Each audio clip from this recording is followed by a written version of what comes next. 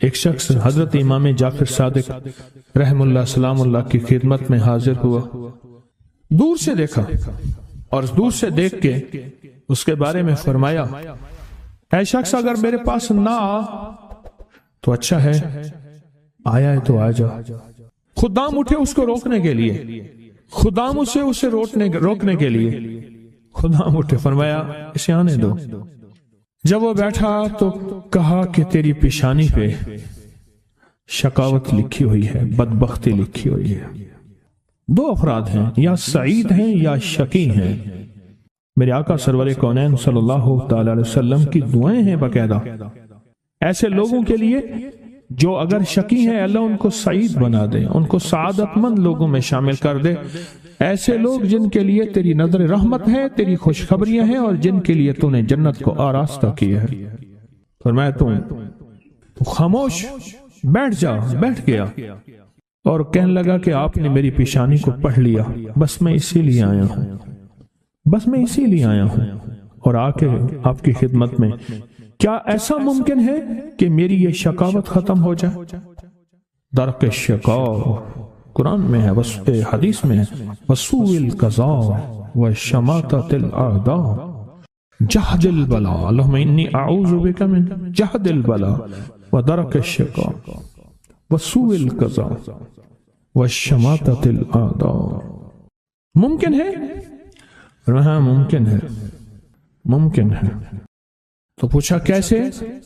کہا اپنی دعا کے وقت کو بڑھا اور دعا کی زاری کو بڑھا اور دعا کی توجہ کو بڑھا اور دعا کا غم اپنے اوپر طاری کر، مسلط کر۔ دعا کا غم، مسائل، قرضوں، بیماریوں اور تکلیفوں کا غم تو سنا، دعا کا غم کیا ہوتا ہے؟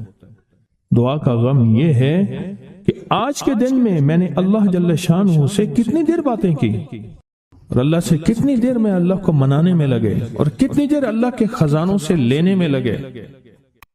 دعا کا غم اپنے اوپر مسلط کر، تیری شقاوت ختم ہو جائے گی۔ شہنشاہ آل بیت ان کا فرمان میں بتا رہا ہوں کہ دعا کا غم اپنے اوپر مسلط کر۔ یقین جانیے کوئی خبر نہیں، کل کی بات ہے، ملاقاتیں روز ہوتی ہیں ملاقاتیوں سے۔ ایک صاحب آئے نا، ایسے بیٹھتے ہوئے بیٹھے نہیں، یہ گر پڑے، ایسے نا بندہ بیٹھتا ہے، ایک ایسے گر پڑا اور گرتے ہی کہا کوئی ایسا آپ کے پاس دعا ہے، نسخہ ہے جس سے میرا بخت جاگ اٹھے؟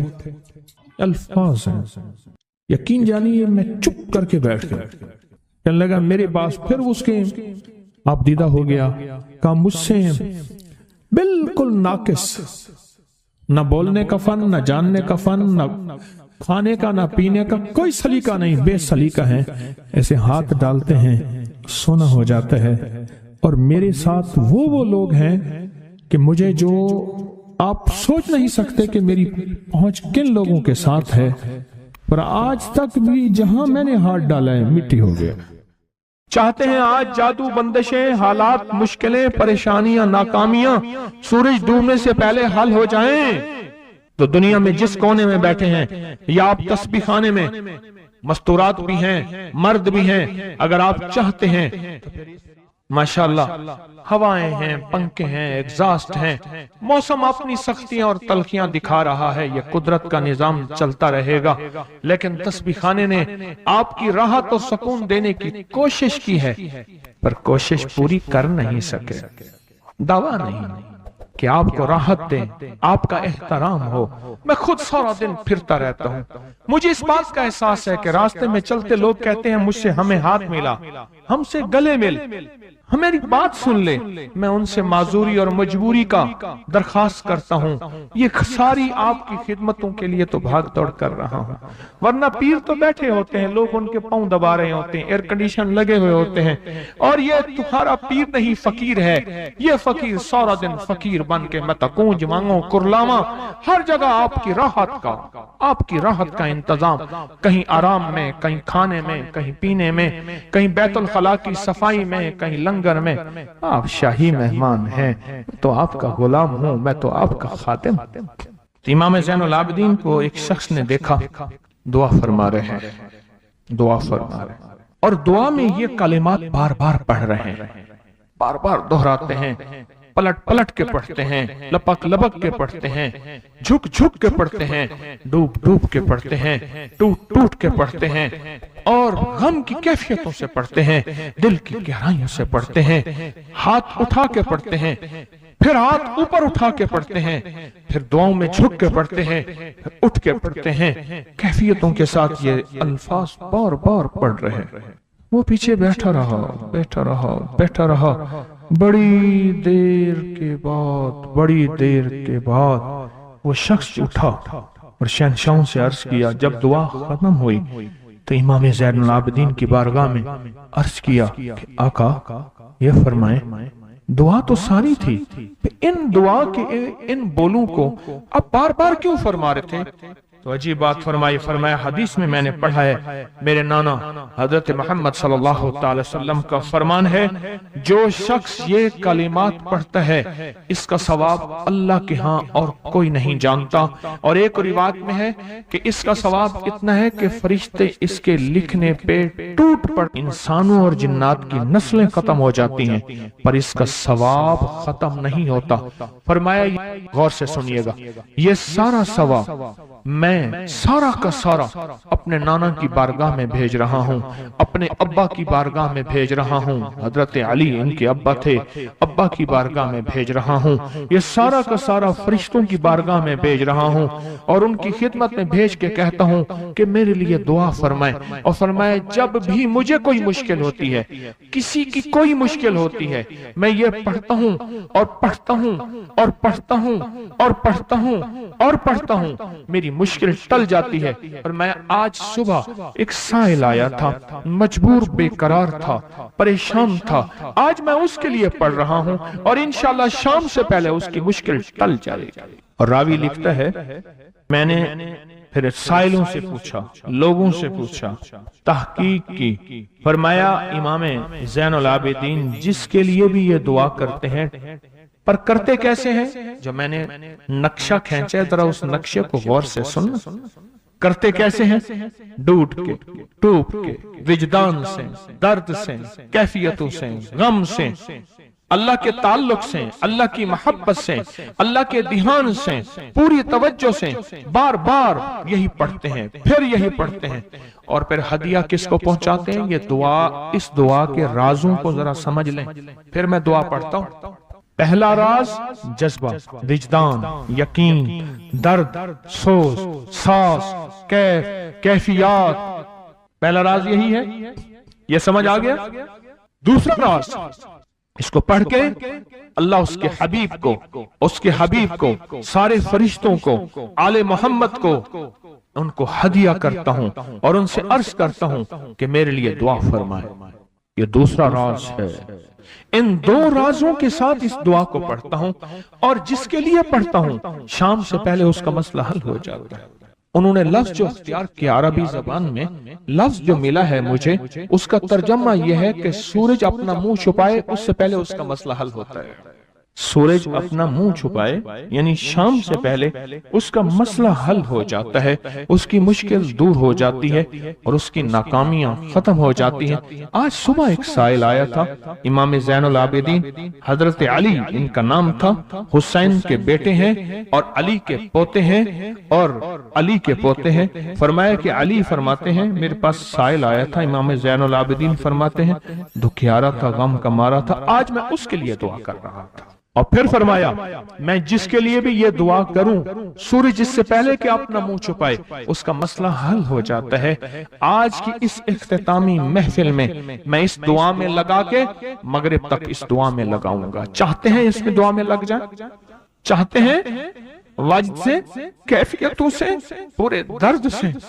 میں الفاظ پڑھنے لگا ہوں، میرے ساتھ پڑھیں گے، ان الفاظ کو ہم 3 بار پڑھیں گے۔ اور اس میں ایک چیز بتاؤں، آل رسول کی نسبتیں ہوں اور ایک سچا جذبہ لے کر آئیں، اور پھر یہاں سے خالی جائیں، جھولیاں بھر کے نہ جائیں، کانٹوں بھری جھولی لائیں اور پھول بھر کے نہ لے جائیں، جھولیوں میں کنکر لائیں اور موتی لے کر نہ جائیں، بات نہ بنی پھر مزہ نہ آیا۔ تو پہلے میرے ساتھ پڑھ لیں، میں پڑھاتا ہوں، اس سے پہلے محمد آل محمد پہ ہم درود بھیجیں گے اور پڑھیں، اور جن کو نہیں آتا وہ بھی سیکھ جائیں گے اگر توجہ سے میرے ساتھ پڑھیں گے تو۔ آئیں امام زین العابدین کا تحفہ اور جن سے پیران پیر شیخ عبد القادر جیلانی رحمت اللہ علیہ نے لیا، اور جن سے پھر 1.25 لاکھ اولیاء اور بزرگوں اور ہستیوں نے لیا، وہ پڑھتے ہیں۔ پڑھیں میرے ساتھ۔ یا رب لک الحمد کما ینبغی بے جلال وجہک وعظیم سلطانک، یا رب لک الحمد کما ینبغی بے جلال وجہک وعظیم سلطانک، یا رب لک الحمد کما ینبغی بے جلال وجہک وعظیم سلطانک۔ چاہتے ہیں آج سورج ڈوبنے سے پہلے فیصلے؟ چاہتے ہیں سورج اپنا منہ چھپانے سے پہلے آپ کے حق میں فیصلے؟ چاہتے ہیں آج جادو، بندشیں، حالات، مشکلیں، پریشانیاں، ناکامیاں سورج ڈوبنے سے پہلے حل ہو جائیں؟ تو دنیا میں جس کونے میں بیٹھے ہیں، یا آپ تسبیح خانے میں، مستورات بھی ہیں، مرد بھی ہیں، اگر آپ چاہتے ہیں تو پھر اس بول کو مغرب سے پہلے اور مغرب کے بعد تک بھی اس بول کو پڑھنا ہے، پر پڑھنا 2 شرطوں کے ساتھ ہے، ایک جذبے اور وجدان کے ساتھ، اور دوسرا پڑھ کے ان ہستیوں کو ہدیہ کرتے جائے اور اپنی جذبوں اور اپنی پریشانیوں اور اپنی مشکلوں کو، ناکامیوں کا تصور کرتے جائیں۔ پڑھیں یا رب لک الحمد۔ مجھے ایک صاحب کہنے لگے، میں نے آپ کو پہلے بھی یہ بتایا کہ یہ جو نوافل ہیں جس کے بارے میں نے آپ کو کہا کہ جو یہ نفل پڑھے اور وہ کہے کہ میں بازی ہار گیا ہوں، میں کیسے مانوں؟ وہ کہے کہ میں بازی ہار گیا ہوں، میں کیسے مانوں؟ مجھے کہنے لگا کہ آپ سے سنا تھا اور اس کے بعد میں نے فیصلہ کیا کوئی شب جمعہ ایسی نہیں ہوگی جس میں اس کو پڑھنا نہیں چھوڑوں گا۔ کہنے لگے میں نے اس کو پڑھنا نہ چھوڑ۔ کہا میں نے خواب دیکھا۔ اللہ کہا کہ حضرت صدیق اکبر، فاروق اعظم، عثمان غنی ہیں اور حضرت امام حسن ہیں، یہ 4 ہستی ہیں، اور ان کے پیچھے مجمع ہے جو محسوس ہو رہا ہے، بڑے بڑے صحابہ ہیں، اہل البیت ہیں، یا تبع تابعین اولیاء، بڑی ہستی ہیں۔ بس یہ مجھے کہنے لگے یہ 4 ہستیاں محسوس ہوئیں۔ تو کہا ہر ہستی نے مجھ سے ہاتھ ملایا اور میں نے ان کا ہاتھ چوما، اور ہاتھ چومتے ہوئے ہر ہستی نے مجھے ایک بشارت دی، اور میں نے ان سے پوچھا آپ نے یہ مجھے بشارت کس لیے دی؟ فرمایا تو شب جمعہ میں 2 نفل نہیں پڑھتا، وہ آیت الکرسی اور اخلاص والے، وہ سب تک پہنچتے ہیں، وہ ہمارے پاس بھی پہنچتے ہیں، اور ہمارے پاس جو پہنچتے ہیں وہ بہت ڈھیر پھولوں کا ہوتا ہے، خوشبو کا ہوتا ہے۔ کہا کہ پھر انہوں نے ایسے اشارہ کیا، دیکھا تو پھولوں کا ایک پہاڑ تھا، پھولوں کا کیا تھا، اور اس پہاڑ کے ساتھ خوشبو، اور کہا یہ پہنچتے ہیں، یہ چیز پہنچتی ہے کہ جو شخص یہ چاہتا ہے اللہ میری نسلوں کے لیے رزق کے دروازے کھلے رکھ، رزق روحانی اور رزق جسمانی، اللہ میری نسلوں کے لیے دنیا کی مہنگائیاں، حالات، کرائسس، ناکامیاں، اور پتہ نہیں آگے مہنگائیوں کی صورتحال کیا ہوگی، لیکن اللہ مجھ سے اور میری نسلوں سے رزق نہ چھین، تو فرمایا اس شخص کو کہے کہ سورۃ فاتحہ پڑھ، اور سورۃ فاتحہ کو ایک بار پڑھ، اور جب پہنچ ایاک نعبد و ایاک نستعین،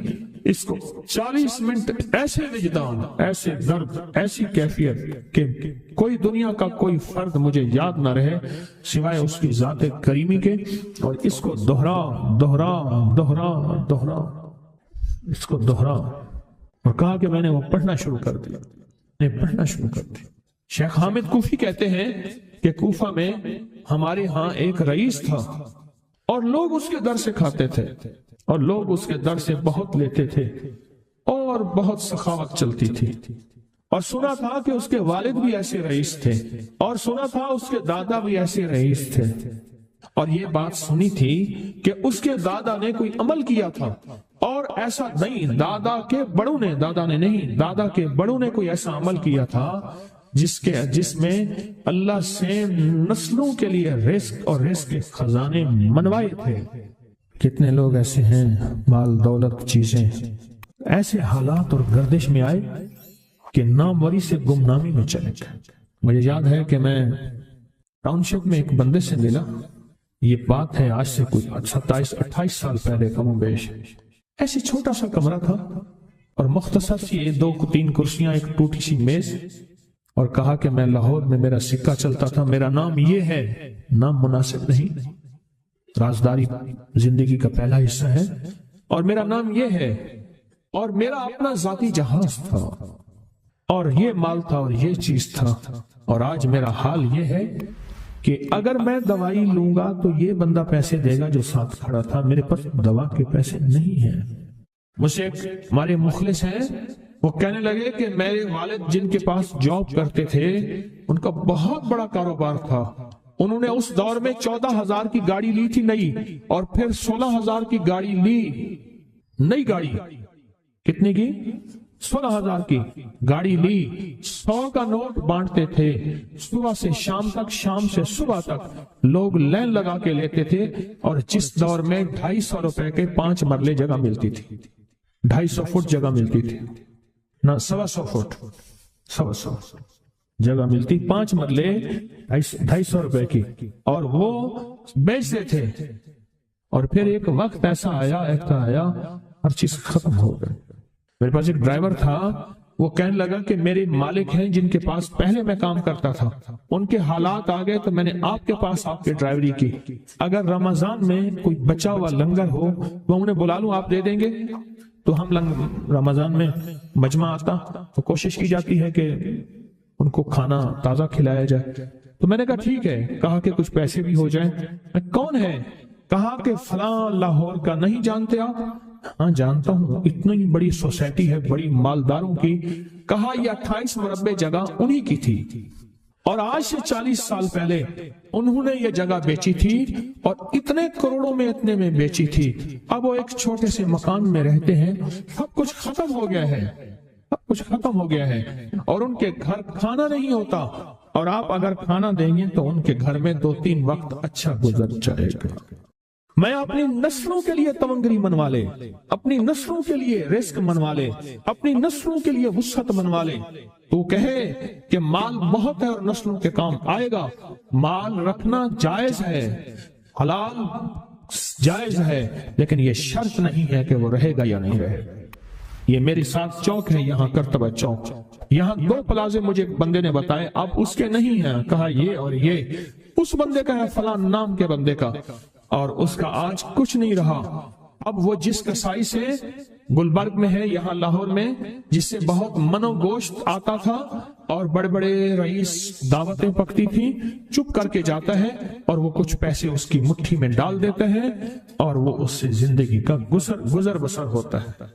میں یہاں لاہور میں فیروز پور روڈ پہ ایک جگہ گیا تو انہوں نے وہ جگہ پہ کھڑے ہو کے دکھایا، وہ سامنے جو بنگلہ ہے، میں نے کہا وہ تو محل ہے، کہہ رہے یہ اس بندے کا ہے، اب ایک کمرہ اس کو ہم نے دیا ہوا ہے، اور وہ بنگلہ، وہ محل، وہاں وہ کھڑکی اس طرف کی بند رکھتا ہے کہ میری نظر اس پہ نہ پڑے، وہ سب کچھ اس سے چھن گیا ہے۔ سنیں، یاد رکھیں، جو اللہ کے خزانوں سے ملتا ہے وہ تیری جیب سے جا نہیں سکتا، وہ دنیا کی جیبوں اور مالوں سے جو ملتا ہے وہ تیری جیب میں رہ نہیں سکتا۔ یہ جو عمل ہے نا، نسلوں کے لیے رزق منوانا، برکت منوانا، نسلوں کے لیے رزق منوانا، نسلوں کے لیے برکت منوانا، یہ جو عمل ہے، بس اب میں نے آپ کو عرض کیا نا کہ آپ پوچھیں کتنے دن کریں گے، میں نے کہا دل خود بولے گا، من خود بولے گا، اندر خود بولے گا۔ میں نے آپ کو کچھ واقعات سنائے ہیں، بڑی بڑی ہستیوں کے واقعات، بڑی بڑی ہستیوں کے واقعات۔ یہ اس میں سعودی عرب مکہ مکرمہ میں ایک جگہ ہے، اس کا نام خالدیہ ہے، سوسائٹی۔ میں وہاں ایک عرب سے ملا، شیخ ابو ترکی اسے کہتے تھے، تو اردو عربی تو مجھے آتی نہیں، بس تھوڑی بہت ایسے شدھ بدھ ہے، تو وہ تھوڑی ہی دیر میں کہتے تھے، ایسے اٹھتے تھے نا، کہتے تھے اللہم ایاک نعبد و ایاک نستعین۔